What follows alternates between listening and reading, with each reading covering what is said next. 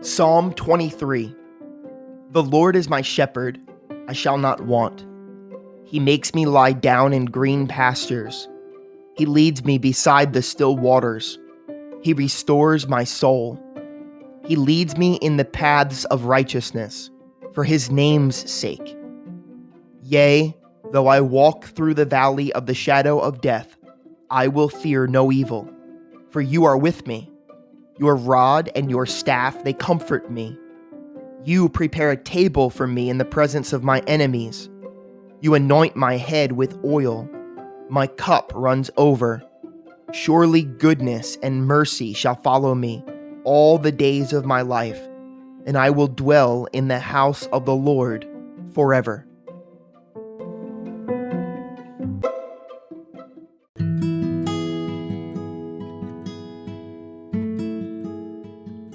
Exodus 19 to 21.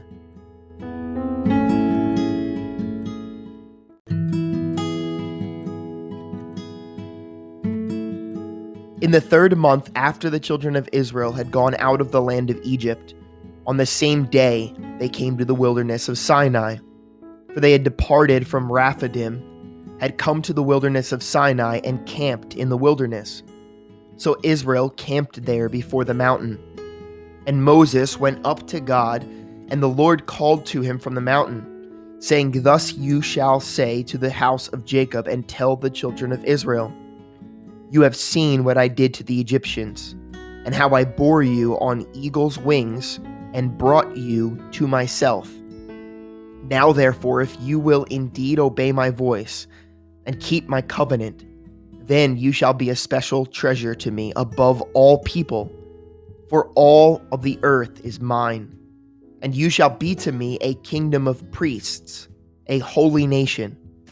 These are the words which you shall speak to the children of Israel. So Moses came and called for the elders of the people, and laid before them all these words which the Lord commanded him. Then all the people answered together and said, All that the Lord has spoken we will do. So Moses brought back the words of the people to the Lord. And the Lord said to Moses, Behold, I come to you in the thick cloud, that the people may hear when I speak to you, and believe you forever.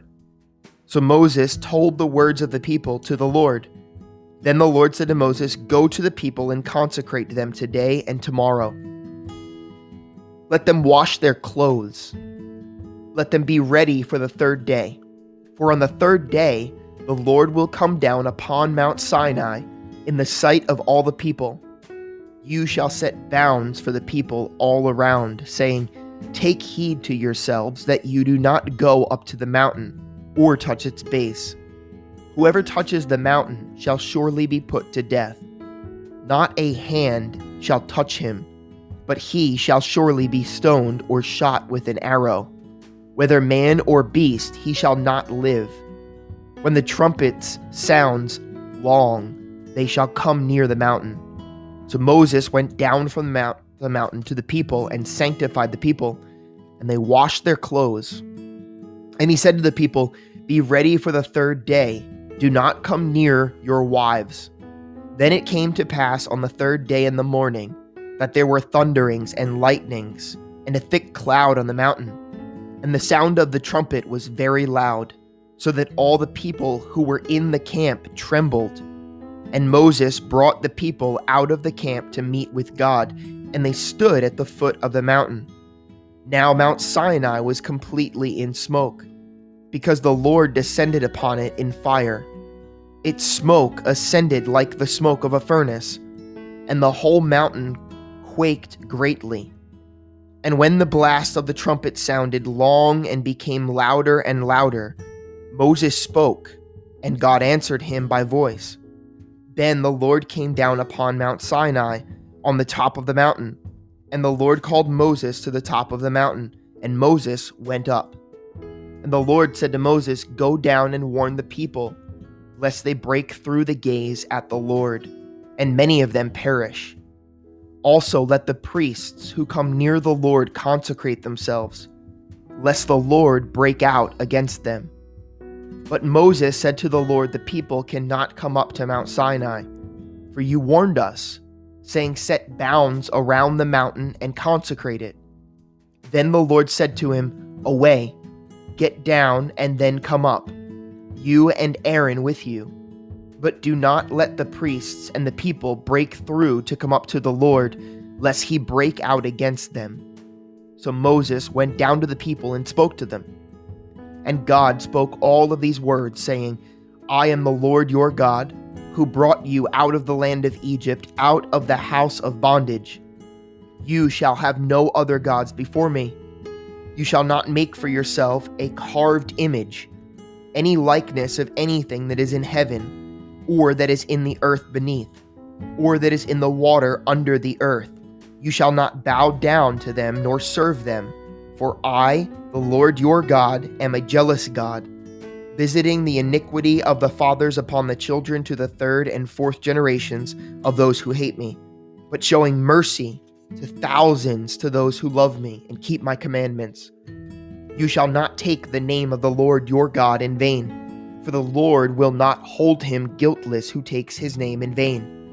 Remember the Sabbath day, to keep it holy. 6 days you shall labor and do all of your work, but the seventh day is the Sabbath of the Lord your God. In it you shall do no work, you, nor your son, nor your daughter, nor your male servant, nor your female servant, nor your cattle, nor your stranger who is within your gates. For in 6 days the Lord made the heavens and the earth, the sea and all that is in them, and rested the seventh day. Therefore the Lord blessed the Sabbath day and hallowed it. Honor your father and your mother, that your days may be long upon the land which the Lord God is giving you. You shall not murder. You shall not commit adultery. You shall not steal. You shall not bear false witness against your neighbor. You shall not covet your neighbor's house. You shall not covet your neighbor's wife, nor his male servant, nor his female servant, nor his ox, nor his donkey, nor anything that is your neighbor's. Now all the people witnessed the thunderings, the lightning flashes, the sound of the trumpet, and the mountain smoking.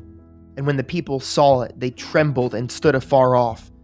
Then they said to Moses, you speak with us, and we will hear, but let not God speak with us, lest we die. And Moses said to the people, do not fear, for God has come to test you, and that his fear may be before you, so that you may not sin. So the people stood afar off, but Moses drew near the thick darkness where God was. Then the Lord said to Moses, thus you shall say to the children of Israel, you have seen that I have talked with you from heaven. You shall not make anything to be with me. Gods of silver or gods of gold you shall not make for yourselves. An altar of earth you shall not make for me, and you shall sacrifice on it your burnt offerings and your peace offerings, your sheep and your oxen. In every place where I record my name, I will come to you and I will bless you. And if you make me an altar of stone, you shall not build it of hewn stone, for if you use your tool on it, you have profaned it. Nor shall you go up by steps to my altar, that your nakedness may not be exposed on it. Now these are the judgments which you shall set before them. If you buy a Hebrew servant, he shall serve 6 years, and in the 7th he shall go out free and pay nothing. If he comes in by himself, he shall go out by himself. If he comes in married, then his wife shall go out with him. If his master has given him a wife, and she has borne him sons or daughters, the wife and her children shall be her master's, and he shall go out by himself. But if the servant plainly says, I love my master, my wife, and my children, I will not go out free, then his master shall bring him to the judges. He shall also bring him to the door or to the doorpost, and his master shall pierce his ear with an awl, and he shall serve him forever. And if a master sells his daughter to be a female slave, she shall not go out as the male slaves do. If she does not please her master, who has betrothed her to himself, then he shall let her be redeemed, he shall have no right to sell her to a foreign people, since he has dealt deceitfully with her. And if he has betrothed her to his son, he shall deal with her according to the custom of daughters. If he takes another wife, he shall not diminish her food, her clothing, and her marriage rights. If he does not do these three for her, then she shall go out free without paying money. He who strikes a man so that he dies shall surely be put to death. However, if he did not lie in wait, but God delivered him into his hand, then I will appoint for you a place where he may flee. But if a man acts with premeditation against his neighbor, to kill him by treachery, you shall take him from my altar, that he may die. And he who strikes his father or his mother shall surely be put to death. He who kidnaps a man and sells him, or if he is found in his hand, shall surely be put to death. And he who curses his father, his mother, shall surely be put to death. If men contend with each other, and one strikes the other with a stone or with his fist, and he does not die but is confined to his bed, if he rises again and walks about outside with his staff, then he who struck him shall be acquitted. He shall only pay for the loss of his time, and shall provide for him to be thoroughly healed. And if a man beats his male or female servant with a rod, so that he dies under his hand, he shall surely be punished. Notwithstanding, if he remains alive a day or two, he shall not be punished, for he is his property. If men fight and hurt a woman with child, so that she gives birth prematurely, yet no harm follows, he shall surely be punished accordingly as the woman's husband imposes on him, and he shall pay as the judges determined. But if any harm follows, then you shall give life for life, eye for eye, tooth for tooth, hand for hand, foot for foot, burn for burn, wound for wound, stripe for stripe. If a man strikes the eye of his male or female servant and destroys it, he shall let him go free for the sake of his eye. And if he knocks out the tooth of his male or female servant, he shall let him go free for the sake of his tooth. If an ox gores a man or a woman to death, then the ox surely be stoned, and its flesh shall not be eaten, but the owner of the ox shall be acquitted. But if the ox tended to thrust with its horn in times past, and it has been made known to its owner, and he has not kept it confined, so that it has killed a man or a woman, the ox shall be stoned, and its owner also shall be put to death.